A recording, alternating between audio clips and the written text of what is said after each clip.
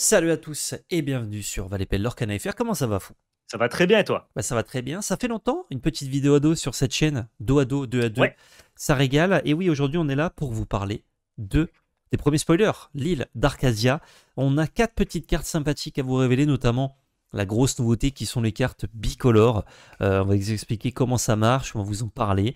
Mais avant ça, évidemment, petit instant promo et petit instant disclaimer aussi. On commence par la promo. Si vous voulez gagner un ouais, petit booster, non pas l'île d'Arcasia, pas encore, bientôt, mais un booster de chapitre 6, j'ai oublié le nom, Spatial Étincelant, c'est Merazurite, pardon. C'est dans les commentaires que ça se passe, vous mettez un petit commentaire, mettez un pouce bleu et vous abonnez. Si vous êtes déjà abonné, c'est bon, vous n'avez pas besoin de vous réabonner. Et vous gagnez peut-être un booster en tirage au sort dans les commentaires. Voilà, ça fait plaisir. Si vous voulez nous soutenir, il y a plein de façons. Vous avez sur notre site internet labelcard.fr, les précommandes bientôt qui arrivent du chapitre 7 justement de l'Orcana. Code VALEPL 2025 pour avoir 5% de réduction, ça fait plaisir, ça nous soutient. Si vous voulez nous soutenir via Voct, il y a le code labelcard pour avoir 10 € offerts lorsque vous créez votre compte, qui est une appli de vente aux enchères en live avec notamment du l'Orcana. Et si vous voulez nous soutenir, nous les créateurs de contenu, Val et moi-même, c'est sur Tipeee que ça se passe. Vous allez sur le site, dès 1 €, vous pouvez nous soutenir. Rassurez-vous, si vous regardez cette vidéo, vous nous soutenez déjà. Vous n'avez pas besoin de faire tout ça. Mais si tout vous à voulez fait. le petit plus, nous soutenir dans la création de contenu, de créateurs indépendants, tout ça, n'hésitez pas, ça fait plaisir. Petit disclaimer, Tout à Val. fait. Pourquoi on ne parle que de 4 cartes ce matin? Alors, le disclaimer, c'est que en gros, normalement, toutes les cartes que vous voyez actuellement devaient être révélées à partir du 10 février. Nous-mêmes, en tant que créateurs de contenu, nous avons une carte en exclusivité à vous révéler sur nos réseaux sociaux et dans nos contenus vidéo, que l'on ne révélera que à la date qui nous a été indiquée. Sauf que il y a eu ce qu'on appelle des leaks, c'est-à-dire qu'il y a des gens qui ont réussi à trouver des informations et qui les ont fait sortir publiquement sur Internet. Toutes les cartes dont on va vous parler là actuellement sont des leaks qui ont été officialisés par l'Orcana, parce que nous ne traitons que du contenu officiel l'Orcana. Pourquoi est-ce que l'on ne commande pas les leaks? C'est des gens notamment qui sont venus me le demander en live quand les cartes ont été révélées, et donc j'ai dû expliquer pourquoi je ne les commentais pas. En fait, un leak, c'est du vol. Pas forcément du vol, parce que c'est pas, entre guillemets, euh, la préoccupation principale, c'est pas forcément le vol de contenu de l'éditeur qui finalement, si jamais on révèle une carte avant la date imposée, même si ça lui enlève un effet d'annonce, c'est moins ça, moi, entre guillemets, qui m'intéresse. C'est du vol à d'autres créateurs de contenu. Il faut Oui, savoir que les on vole la nouvelles cartes, elles sont primeur. révélées par des collègues, que ce soit par nous ou par d'autres créateurs de contenu Lorcana. Ces reveals-là, ça nous permet de générer de la visibilité sur Internet et donc peut-être de faire grossir notre audience. Et dès lors qu'il y a un leak, eh bien, si cette carte elle avait été attribuée à un créateur de contenu et qu'il devait la révéler, eh bien, il perd sa primeur, sa collaboration avec Lorcana et Ravensburger et la visibilité qui est censée en découler.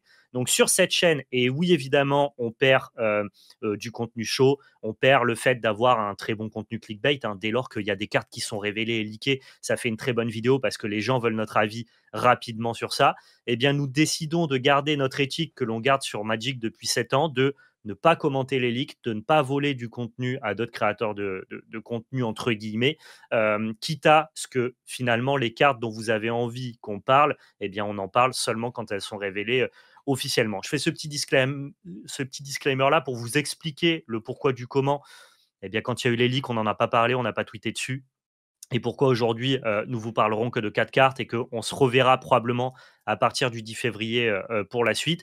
Et encore une fois, par contre, je n'attaque personne. S'il y a d'autres créateurs qui, eux, commentent les leaks, grand bien leur face, il n'y a aucun problème. J'ai aucun problème avec ça. Juste avec PL, on a toujours été sur cette ligne-là, sur cette, entre guillemets, éthique-là Tout à fait. personnelle qu'on s'est imposée.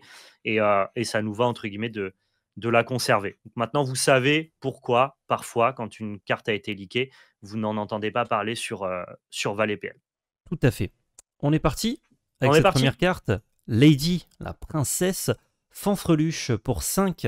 En holoncrable, on a une 4-4 qui est du coup jaune et verte. Ambre et émeraude. Elle l'or pour 2. Elle a alter 3. Je ne sais pas s'il y a des personnes. Non, il n'y a pas de personnage Lady, puisqu'il n'y avait pas encore la Belle et le Clochard. Donc il faudra en avoir d'autres dans ce set pour altérer dessus. Bon, il y a Ouais. Morph, vous allez dire, hein, qui marche, mais bon. Lorsque vous jouez ce personnage, vous pouvez renvoyer 2 cartes de personnage coûtant 2 ou moins de votre défausse dans votre main. C'est jusqu'à 2, donc s'il n'y en a qu'une, ça marche aussi. C'est la première carte bicolore. Comment ça marche ces cartes bicolores? C'est très simple. Les gens s'attendaient potentiellement à ce que ce soit des cartes qui puissent être jouées soit dans un deck ambre, soit dans un deck émeraude. Non, ce sont des cartes qui peuvent être jouées uniquement dans un deck ambre émeraude. Donc là, si vous devez jouer jaune-vert pour pouvoir jouer Lady. Vous pouvez jouer mono jaune aussi, et du coup vous avez le droit de jouer Lady. Mais bon, si personne ne fait ça, pour l'instant en tout cas. C'est le cas donc pour toutes les cartes bicolores dont on va parler. Suivant les deux couleurs qu'elles possèdent, ces cartes-là, elles sont jouables dans les decks uniquement qui comportent Ouais. ces deux couleurs.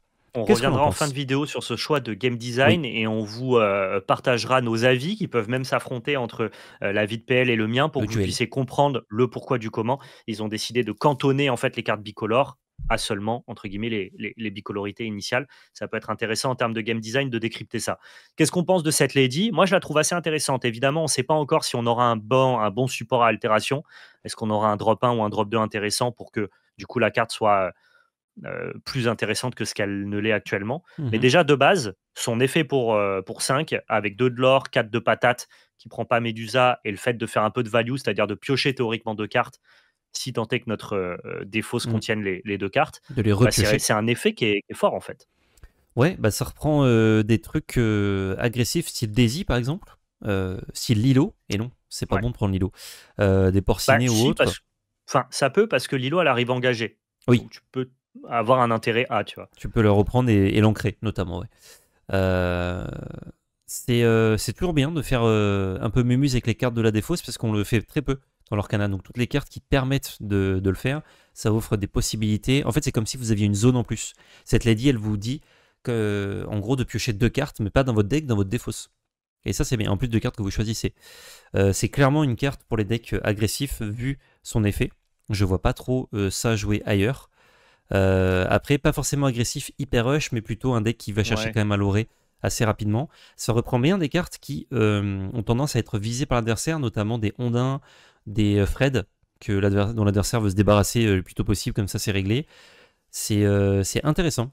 C'est très intéressant cette Lady. Je pense, comme tu disais Val, que si on n'altère pas, ça reste bien. Si on Ouais. altère, C'est mieux. c'est bizarre parce qu'on n'a pas envie d'altérer trop tôt. Altérer au tour Non. 3, ça fait un bon body tôt dans la partie, mais par contre, on aura généralement que une, voire zéro carte à reprendre de la défausse. Ouais. Donc c'est un peu bizarre d'avoir un alter 3 sur ça, avoir les autres ladies. Peut-être que la lady qu'on va jouer, elle coûte 2 et quand elle arrive en jeu, elle nous demande de piocher 2 cartes et d'en défausser 2. Et dans ce cas-là, quand on l'altère, on récupère les cartes qu'on a défaussées, et donc ça marche bien. Ça serait trop fort, ça serait trop bien s'il y avait cette mécanique-là, ouais. Mais c'est Mais vrai pour que l'instant, non. j'aurais presque préféré que cette Lady elle soit 5 ancrable et qu'elle ait même pas alter, et je Mm. l'aurais quand même trouvée jouable, en fait. Ouais, ça Voire aurait été même cool. forte, en fait. Oui, bah, ancrable, du coup, tu l'ancres en début de partie et en fin de partie, tu te régales, quoi. En fait, tu as le choix d'en faire un chanteur en début de partie ou Mm. une bonne carte de grind en fin de partie. Donc Ouais, plutôt intéressant. tout à fait. Ensuite, on a Sven, qui est encore une fois une carte multicolore. Décris-nous ce Sven, Val. Ouais, pour 5 ancrables, il est 2/6, il est couleur violet et bleu. Il or pour 1, il a la charge, on va dire qui est plutôt spécifique aux cartes violettes. Et Mhm. lorsque vous jouez ce personnage, choisissez un personnage qui subit -3 d'attaque pour le reste de ce tour, qui est plutôt spécifique aux cartes bleues, de fait de baisser l'attaque des Ouais. personnages adverses. Ça permet à Sven d'aller très facilement agresser un personnage de l'adversaire sans subir trop de dégâts, vu qu'il va pouvoir y baisser sa force. Ça permet aussi à vos autres attaquants de pouvoir aller taper dans ce même personnage si les 2 d'attaque de Sven ne suffisent pas. C'est pas une très bonne carte, notre ami Sven, parce que je trouve qu'il a pas assez de patates par rapport à son coup de mana. Oui, je pense que c'est une carte qui était faite pour être révélée un peu tôt, pour montrer le- les deux côtés des deux couleurs. Donc, comme tu disais, charge pour le côté violet, réduire la force avec le côté bleu. Ça illustre bien ce que fait une carte multicolore. Mais comme c'est, on le rappelle, un désavantage d'être une carte multicolore, puisque vous êtes obligé de le jouer dans un deck avec ces couleurs-là, j'en attendais un peu plus d'un Sven. Après, c'est une carte unco, donc un peu commune. C'est pas étonnant non plus, sachant que pour le limiter, les couleurs comptent pas trop. Je trouve ça un peu faible, le Ouais, Sven. ouais, je pense que c'est faible aussi, complètement. Passons donc à une autre super rare, le Jafar, le J, pour 4. C'est une carte violet-gris, ça te parle, ça Val. Pour Ouais, j'aime 4, bien. ancrable, on a une 2-4. Il est Dreamborn, méchant et mage. Il l'or pour 2, et durant le tour d'un adversaire, chaque fois que l'un de vos personnages illusion est banni, vous pouvez le renvoyer dans votre main. Et on ne sait pas encore ce que sont les personnages illusions. On voit que ça va être un type de personnage, du coup, logiquement, puisque ça n'a pas l'air d'être une Ouais, tout à fait, capacité, ouais. ça a l'air d'être un type. Est-ce que ce type de coup de personnage illusion aura une capacité spéciale Donc si toutes les illusions ont un point commun, tu vois, je ne sais pas. Certainement. Puisque si tu fais un nouveau type qui en plus interagit avec des cartes, logiquement, il devrait y avoir un bail comme ça. Tant qu'on ne Ouais, sait tout pas à ce que fait. sont les illusions et quelles cartes sont les illusions, c'est dur de dire ce que fait ce Jafar. Il est ancrable, il a des stats décentes et il permet de faire potentiellement de la value si tant est que les illusions soient bonnes. Ça a l'air ok. Ouais. C'est ça. Dès lors que les cartes illusions sont intéressantes et que le coût au deck building n'est pas trop complexe, et en gros, Mm. faut te forcer à jouer des illusions avec ce Jafar dans ton deck, dans ce cas-là, ça sera pas très bien. Mais si on admet que les illusions sont jouées pour ce qu'elles sont de base et que tu as ce Jafar dans ton deck qui, pour le coup, a des stats et un nombre de l'or intéressant, Ouais. je pense que ça peut en faire une bonne carte. Ouais. Metavi, si je devais donner un truc comme ça.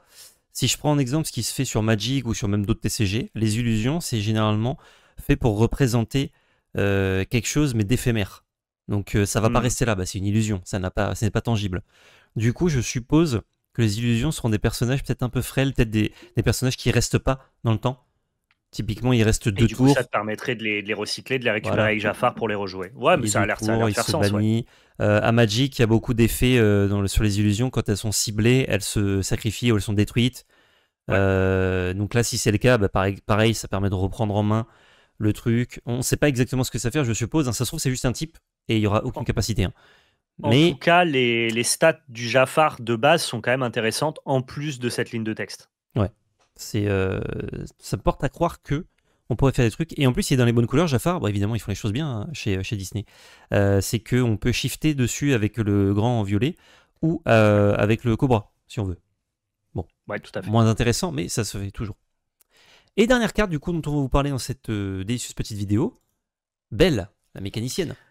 On a l'ami Belle qui est 7-7 pour 9, ancrable, qui lord pour 3. C'est un floodborn parce qu'elle a la capacité de s'altérer pour 7. Son premier effet lui permet de jouer ce personnage en utilisant sa capacité alter, mais ça vous coûte 1 de moins pour chaque carte objet dans votre défausse. Et à chaque fois que ce personnage est envoyé à l'aventure, vous pouvez placer jusqu'à 3 cartes objets de votre défausse sous votre pioche pour gagner un éclat de l'or par 4 cartes placées ainsi. C'est une carte qui peut générer énormément de l'or Ouais. dès lors que vous avez pas mal de glace à l'eau, de blocs de glace dans votre cimetière. Et c'est une carte que vous pouvez essayer de jouer rapidement et pour peu cher dès lors que vous avez déjà une belle en jeu. Ça, c'est plus compliqué d'après moi. Parce que du coup, ça baisse pas son coût de base, ça Mhm. baisse son coût d'altération, ce qui nécessite forcément de l'altérer. J'aurais trouvé la carte plus puissante si on pouvait baisser son coût initial et la jouer sans forcément s'altérer. Parce qu'autant cette carte belle en bleu-rouge, elle me semble plutôt intéressante, autant jouer d'autres belles me semble plus compliqué Ouais, bah, dans, dans bleu-rouge. t'as la belle qui te permet de mettre une encre De double ancré. supplémentaire Ah, par elle est un peu tour. dépassée, la pauvre, Un peu je trouve. dépassée, mais ça te permet d'accélérer vers cette belle-là. T'as une belle ou t'en as deux même qui marchent avec des objets, je sais plus ce qu'elles ont comme effet. Peut-être que ce serait intéressant du coup. Alors, à mon avis, ça c'est pas une carte pour bleu-rouge actuel, c'est une Vraiment carte pour pardon, pour bleu-rouge item. bleu-rouge objet, voilà. Parce que Ouais, c'est ouais. quand même Avec l'atelier de altéré, Maurice. voilà. Tu l'altères, c'est 6 de l'or. Hein. Ouais, Et ouais, c'est complètement. énorme, y a rien qui fait 6 de l'or dans le tour actuellement. Donc, enfin, Je pense que c'est en une une carte carte unique, je parle. intéressante, mais qui est effectivement très, très build around. Et on Mm. en profite d'ailleurs parce qu'il y a la petite pub à droite. Il est bon ce Rofelos. Regarde comme il est bon ce Rof. Et les Tu as gens vu ne le comme voient il était pas. bon ou pas? Toi, tu le vois, Ah, les mais gens ne le personne ne voient le pas? voit. Eh non. Ah, d'accord. Bah, en gros, sous le tweet officiel, Rofelos, il a fait la petite promo du prochain cast Lorcana, qui est donc le championship de Melbourne. Et ça sera casté par Rofelos, Boba et Adibou, Et ça qui sont régale. des amis. Donc n'hésitez pas à aller suivre ce cast australien. Ça sera un peu dans la nuit. Je crois que ça commence vers minuit. Ce sera Mais carrément dans la au nuit, ouais. moins, ça sera casté en français par les copains. Donc gros big up à eux. Vous le voyez pas, mais le petit tweet de Rofelos, il est bien placé. Il est bien senti, ouais. Ouais, donc cette belle, je pense que ça ouvre un archétype, parce que vraiment c'est très fort. Ça peut. Genre, si jamais t'as rempli vite avec des glaces à l'eau, tu peux la jouer tour 4 sur un alter que t'as joué tour 3. Enfin, sur une belle que t'as joué tour 3. Ouais, ouais, non mais complètement. Donc, C'est une carte qui a un haut potentiel, je trouve. ouais. Je suis curieux de voir les cartes qui vont marcher avec, qu'on va certainement voir dans le reste de l'extension. Enfin, je suppose. En tout cas, des objets qui se sacrifient tout seuls. Si par contre, il faut jouer les vieux objets qu'on a depuis les 6 premiers sets qui se sacrifient pour faire des effets pas ouf, Ça restera une carte d'amusement, on va dire, sur le côté. Non, mais je vois bien une espèce de ressortie de la liste avec laquelle Ellie avait gagné Mm. le challenge européen, enfin Ouais, un des carrément. challenges européens, pardon, qui était une version bleu-rouge avec beaucoup d'items, des ateliers de Maurice, presque combo. Effectivement, je vois très bien cette belle dans ce plan-là. Ouais, tout à fait. Tout à fait, tout à fait. Bah, du coup, ça conclut ces spoilers. Qu'est-ce qu'on pense de cette mécanique bicolore, du coup, enfin cette mécanique, ces cartes bicolores, Ouais. Val. Ouais, en gros, ce qui va amener le début de nos échanges, c'est que sur Internet, il y a beaucoup de commentaires qui ont été déçus du fait que, entre guillemets, les cartes bicolores étaient restreintes Ouais, à être jouées dans les decks qui forcément partageaient les deux couleurs. Et donc, ce qui ne nous permettait pas, comme sur d'autres TCG par exemple, de splasher une couleur off-color. Un exemple, cette belle qui est bleue et rouge ne peut être jouée que dans un deck bleu-rouge, là où il y a des gens qui s'attendaient à ce que cette belle, de par le fait qu'elle partage une couleur bleue ou rouge avec un autre deck, puisse être jouée par exemple dans un deck rouge-violet, en c'est ça, apportant du coup sa partie bleue aux couleurs rouge-violet. Moi, je exactement. pense que l'Orcana, c'est un jeu qui est simple, en tout cas d'accès, qui se veut très lisible et très basique sur son core gameplay de base. Et je trouve que c'est très important que le jeu reste extrêmement clair et simple. Et du coup, limiter ta carte bleu-rouge au deck bleu-rouge plutôt que d'ouvrir la possibilité d'avoir plein de splash et plein de couleurs dans tes decks bicolores. Je pense que c'est plus fit avec la DA et avec ce que veut faire l'Orcana. Et en plus de ça, ça leur permet, d'après moi, là où si les cartes étaient splashables off-color, on aurait dû baisser leur power level de peur qu'elles se retrouvent génériquement dans trop de decks. Là, le fait, parce qu'en fait, cette bicolorité est une restriction, alors que si jamais on pouvait les splash off color, la bicolorité aurait été au contraire plutôt à l'inverse d'une restriction, mais une manière de jouer la carte dans plus de decks. Eh bien, du fait de la restreindre à un certain type de deck bicolore, eh bien, ça permet du coup d'avoir des effets qui sont peut-être pas caractéristiques de ces cartes-là, mais qui, je l'espère, le seront pour d'autres cartes, d'avoir des effets plutôt puissants. Donc des cartes plus puissantes, mais restreintes à certains builds bien précis. Et je pense que c'est la bonne orientation pour l'Orcana. Mais je suis d'accord. Alors, je suis d'accord avec les gens. On s'attendait tous, notamment en regardant avec les numéros de 7, etc., de voir des cartes qu'on pourrait jouer en plus de nos deux couleurs. Donc des cartes spécifiques. Hein, c'est pas allez, c'est bon, on joue 6 couleurs, sinon ça aurait donné une soupe infâme. Très drôle Ouais, pendant 2 semaines, mais ensuite une soupe infâme. c'est ça. Et du coup, je suis d'accord avec toi sur le fait que c'est la bonne idée en y réfléchissant. Bah, de toute façon, on a déjà eu quelques échanges avant la vidéo, mais en y Ouais, ouais. réfléchissant, c'est effectivement ce qu'il fallait faire parce que c'est simple, ça donne une orientation. Les gens ils ouvrent ça, ils se disent ok, bah, je veux jouer ma belle bleu-rouge. Je vais la Bam, mettre dans mon j'ai deck mes bleu rouge. couleurs, c'est un deck bleu-rouge. Ça fait quoi? Il faut des objets. Ok, est-ce qu'il y a des objets qui se mettent dans la défausse tout seul? Est-ce que je peux moi défausser des cartes de ma main? Voilà, tu vas chercher à marcher avec Belle. Et du coup, c'est une approche casual du jeu. Quand même, cette Belle peut être compétitive, hein, mais ça va une approche Oui, oui. casual du jeu, simple. Et le vrai meilleur deck qui joue Belle, peut-être il va être plus complexe et plus dur à trouver, mais ça, c'est les joueurs qui tryhardent sur les différents tournois, qui se déplacent même, qui vont chercher ça pour justement performer. Donc, bien joué de leur part. Moi, de mon côté, c'est vrai que j'attendais beaucoup, bah, comme les gens, les cartes qu'on pourrait jouer. J'attendais pas du tout ça. J'attendais pas une restriction. J'attendais plutôt Ouais.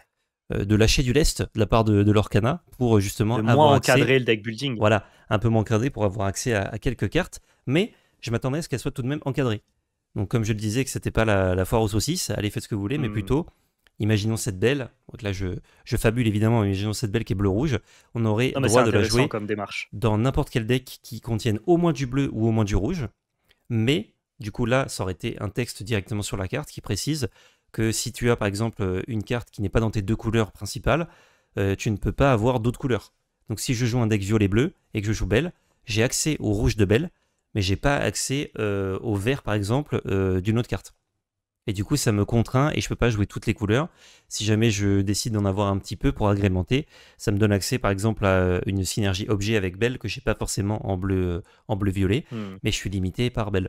Ou bien j'ai le droit d'avoir d'autres cartes qui sont rouges, mais seulement si elles sont rouge-bleu ou rouge-violette. Et du coup, ça me fait une espèce de triptyque, mais les cartes qui sont d'une seule couleur, elles ne peuvent être que bleu ou violette dans mon deck.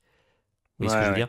dire? Mais ça aurait été du texte sur les cartes, c'est du texte en plus, c'est plus compliqué, ça donne beaucoup C'est de ça. possibilités, Ça, c'est quelque chose, à mon avis, qui peut arriver dans l'Orcana, mais plus tard, pas maintenant. Ça aurait apporté en fait plus de profondeur au jeu, je Ouais. te rejoins là-dessus, mais je pense on y aurait perdu grandement en lisibilité. Et tous les gens qui demandent à ce que finalement les cartes bicolores elles soient splashables dans toutes les couleurs, Mm. je pense qu'ils se rendent pas compte à quel point ça devient moins lisible, notamment pour le grand ensemble des joueurs de l'Orcana, Ouais. qui, je le rappelle, est valorisé aussi pour son côté familial et attractif et accessible. Et puis en plus, je veux dire, finalement, si on te permet de splasher off color sans les restrictions dont toi tu parles, parce que les gens n'ont pas forcément pensé à ça quand ils ont commenté ça sur Twitter. Mhm. Euh, Ils voulaient juste pouvoir faire des decks multicolores en fait. Bah Parce oui. que dès lors que tu ouvres cette possibilité-là, il n'y a plus aucun deck bicolore qui existe. On se retrouve du coup forcément à la foire à la saucisse. Toi, ton propos, c'est tu aurais aimé la profondeur de deck building qu'apporte le fait de ne pas Mm. restreindre ça à 2 couleurs, Ouais, d'aller mais tu chercher l'aurais d'autres couleurs, ouais. encadré, tu l'aurais encadré pour éviter qu'on parte dans certaines dérives. Et en vrai, moi, ça me parle parce que je suis un compétiteur, un joueur de TCG entre guillemets un peu chevronné. Mais je pense qu'on y aurait perdu en lisibilité et que Oui. ça reste le truc qui prime à l'Orcana, quoi. Mais je pense qu'il faut d'abord en fait faire ces cartes-là. Comme ça, on se dit, ok, ça marche comme ça. Et ensuite, tu peux faire des trucs qui brisent cette règle-là en disant, bah regardez, celle-là, elle est moins forte qu'une carte classique, on va dire, mais tu peux la jouer quand c'est pas trop tes Mais couleurs. tu peux la jouer à côté. Parce que Mais forcément, il se laisse plus de choix de game design plus tard. Ouais. voilà, si ça te donne accès à des choses que font pas tes couleurs, il faut que ce soit un peu moins fort, ou en tout cas Ouais. effet basique. Ta couleur, elle fait bien ce qu'elle doit faire, donc le violet pioche bien par exemple. Le violet que tu joues dans un deck qui n'est pas violet, il va piocher une carte de moins, ou il va coûter une encre de plus. Du coup, Ah ça ouais, te permet de faire ce que fait ton voisin, mais un peu moins bien. Alors que là, ça. les cartes bicolores, strictement, comme c'est une restriction, on le disait tout à l'heure, il faut que ce soit plus fort. Faut pas Elles que ce sont soit censées être plus fortes, exactement. genre belle si elle était uniquement bleue ou uniquement rouge, donc sans la restriction. Elle coûterait peut-être un peu plus cher, elle l'aurait pour un de moins, elle permettrait de remettre que 2 cartes d'objet, vous voyez. Ce serait la même carte mais un petit peu moins forte. Mais là, comme tu es obligé de jouer bleu-rouge, quand bien même c'est pas vraiment une gêne, puisque de toute façon une belle qui joue avec les objets, on l'aurait joué en bleu-rouge, Hmm. c'est faut que ce soit un peu plus fort. Et moi, c'était mon propos, c'est pour ça qu'on en discutait notamment avec Val avant, c'était que Ouais. les cartes qui sont révélées là, quand même, elles sont intéressantes et fortes.